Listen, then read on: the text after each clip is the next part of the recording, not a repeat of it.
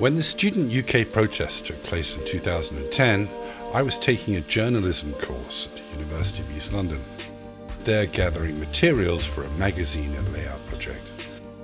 To set up the protest, I called the head of the student union by phone and recorded an interview. Do you think it's going to be an important demonstration? I think it absolutely will be. There are other countries in the world which, of course, don't charge as high fees as what are being proposed in the UK. So, for example, Scandinavia still have a number of countries that offer what's termed as free education, so education without fees for universities to international students. So students may look more abroad internationally, or perhaps doing degrees outside of the UK as a result of these fees.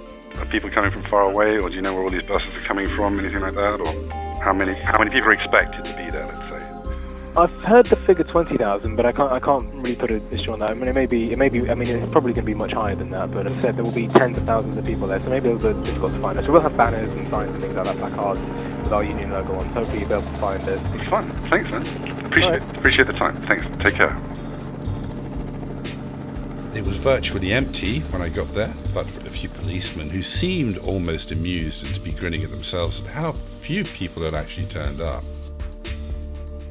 However, within the space of about 20 minutes, the whole of Trafalgar Square filled up with about 30,000 students and teachers, and the crowds were driving in from all the different universities. Eventually, the number of people that came pushed the numbers to more than twice those expected, and kicked off the procession of focused but entirely positive protesters, waving banners and chanting "no cuts, no to fee hikes," down the route from Trafalgar Square past Downing Street and on past the Houses of Parliament towards Millbank.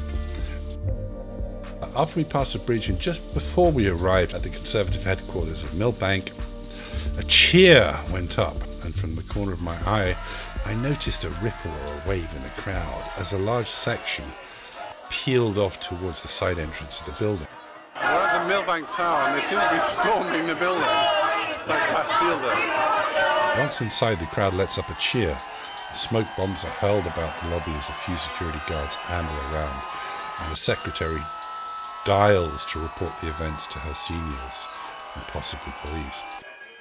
Something I'd not experienced before, which was maybe that feeling of the crowd turning, and it wasn't the storming of the Bastille, but it definitely had the feeling like something was up.